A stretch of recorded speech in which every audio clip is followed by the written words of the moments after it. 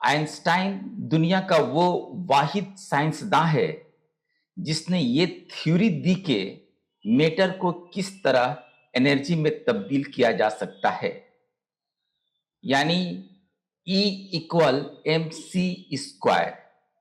लेकिन उसने ये नहीं बताया कि इसे अमली तौर पर किस तरह किया जा सकता है, बस इंडिकेशन देकर वो खामोश हो गया। इधर जर्मनी हिटलर की क़यादत में न्यूक्लियर बम बनाने के लिए जी जान लगा दिया था, मगर उसकी कोशिशें कामयाब नहीं हो रही थी।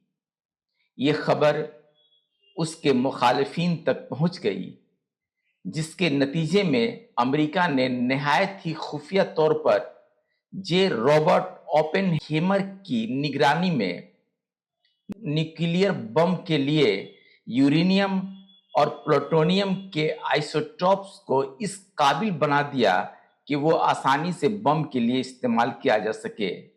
इस तरह 16 जुलाई 1945 में मैनहट्टन प्रोजेक्ट के मातहत दुनिया का पहला एटमी बम का तजर्बा न्यू मैक्सिको के एक वीरान सी जगह पर कामयाबी से कर लिया गया।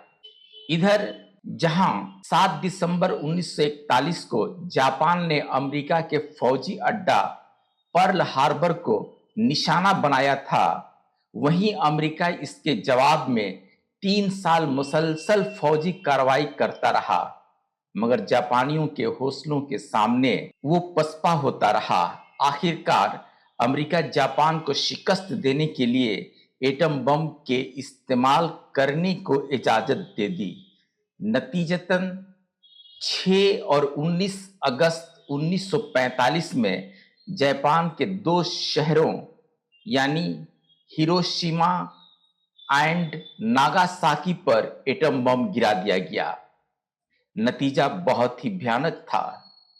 सिर्फ चंद सेकंड में हिरोशिमा में 1,29,000 सिविलियन मौत की नींद सो गए और नागासाकी में 2,26,000 मौत की जलती भट्टी में झोंक दिए गए।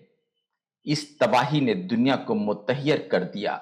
दुनिया में ताकत का मीजान पलट गया, मगर दूसरे मुल्कों ने अपनी बका और अपनी आज़ादारी के लिए एटम बम बनाने के जुनून में मुब्तला हो गए।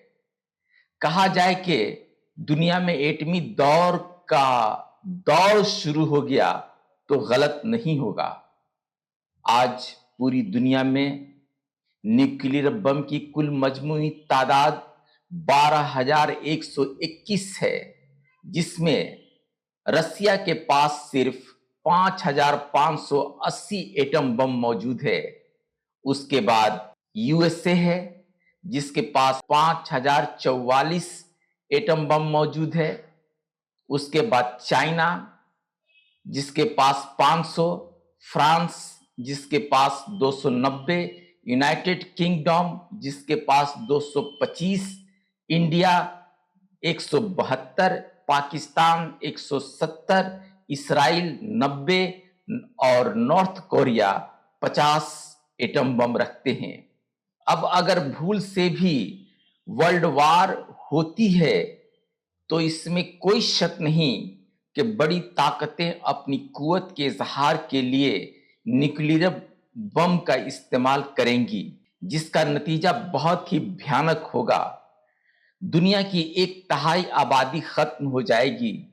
जो बचेंगे वो भी मौत की दुआ करेंगे।